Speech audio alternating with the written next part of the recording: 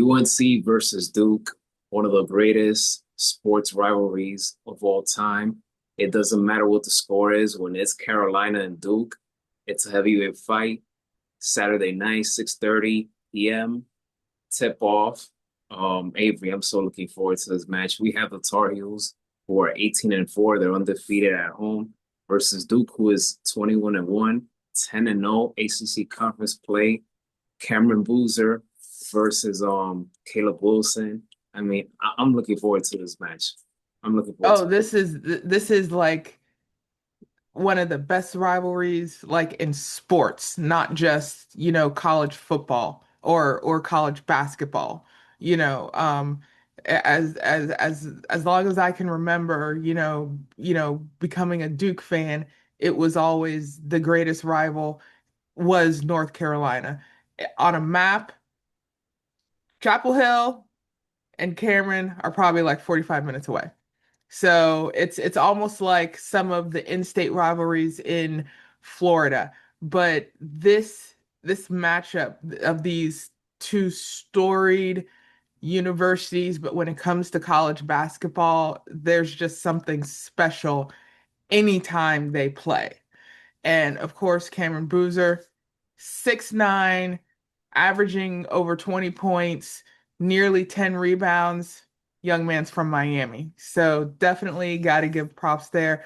I always love celebrating, Florida individuals, making their names for themselves elsewhere. But ESPN, you know, not prime time, but slightly, after dinner, you know, but this is the game. And not only that, we're not that far from ACC tournament and March Madness, so this rivalry can just get better as well. Cameron Boozer, as we know, he's the son of Carlos Boozer, the NBA player. It makes me feel old because Carlos Boozer played at Duke as well in the early Yeah. 2000s. But Cameron Boozer, I mean, he is front runner for Player of the Year. He's a 5'2" player. Um, Carolina, they have just a stack front court with Henry Vassar and Caleb Wilson. Caleb Wilson, he gives you that dunk highlight reel. He can play defense. He can rebound. So I'm really looking forward to this epic duel. In terms of North Carolina, um, what they got to do in order to have success in the game, they have to neutralize Boozer. If they can do that, then they can have success coming out of this. Patrick. That dude, he has emerged. He has emerged. Um, for the Carolina, Luka Bogdanovic or Jaden Young, I feel like one of those two guys have to be the X factor for North Carolina. We know what Henry Vassell could do, and we know what Caleb Wilson can do. But I feel like those guys, one of those guys, have to step up. Derek Dixon, I love what he brings to the table for North Carolina.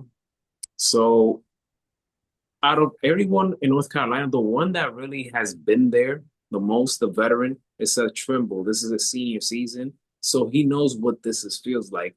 The other guys are basically fresh, brand new, so it could be an advantage or a disadvantage for North Carolina. Yeah, because North Carolina is technically a young team, but that leadership is gonna work in their favor, especially when it comes to, the in-state rivalry of Duke and just how this rivalry is working. If you look at their both team stats, it's almost like a mirror of each other. They're averaging around the same amount of points, over 80. As against, Duke has a bit of an edge. They only average about giving up about 63 points, while North Carolina has given up about 70. But I mean, it's weird when you talk about these two schools, you can't talk about one without the other, but yet, looking at their statistics, it's almost you expect to see, them kind of fighting for who is the better North Carolina team, if you will, in college basketball. But when it comes to the ACC, especially in college basketball, this is it. This is the game you want to see for many games that are going to be on Saturday night. This is the game you want to see. Duke ranked number 4, Carolina ranked number 12. Only one loss for Duke, but doing a very good job. They're undefeated in the ACC. And just like we always mention when we're talking about college football, when it comes to playing in your conference, you always need to make a statement. And North Carolina and Duke, this is how they do it, especially with this rivalry. Carolina, they recently played another ACC opponent, which was Syracuse. They were up as many by 30 points, but then they kind of got a little too cute. They took their foot off the gas, and Syracuse started to come back in the second half. But in a way, that needed to happen for the Tar Heels too, because yes, you have your eyes set on Duke, but this goes to show you that okay, yes, we won, but we can't take our foot off the gas when we play against Duke. Like what happened in Syracuse, that can happen in this game. So, but hey, like you always said, a win is a win. But Tar Heels, they had to play smart, strategic from start to finish because there's been times this season where they will get off to a bad start in the first half, then they will play catch up in the second half, or vice versa. So, but they had to play exceptionally great against Duke. But Absolutely. regardless, like I hope that this is a very tight game.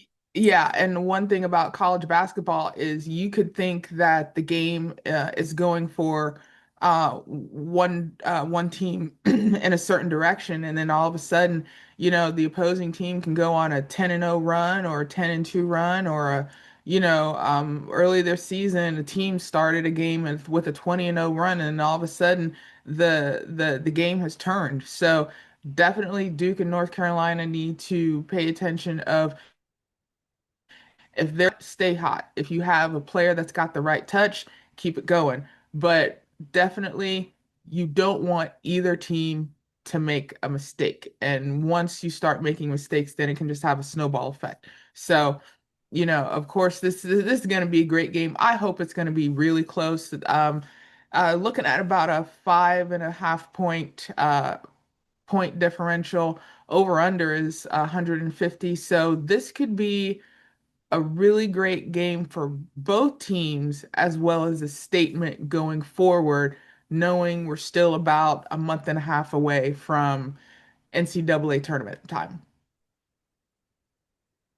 Well, guys, that does it for this preview of UNC versus Duke. Me and Avery will be back here most likely on Monday to give our recap and our thoughts about what happened on Saturday for tomorrow's game. So, yeah, it's gonna be fun, and we can't wait. Let's go, UNC Duke. Duke, Duke, Duke, Duke, Duke, Duke, Duke. Tar Heel, Tar. But yeah, Avery, this was great to reconnect once again to talk about UNC and Duke. And, time flies. So we're already in February, the shortest month of the year. And next, March Madness and the conference tournament games right there in the corner. Absolutely. And all these college games are so exciting. You think a team can have everything well in hand, but then just like anything, another team is not going to give up. And that's what makes college basketball so exciting, especially during this time of year.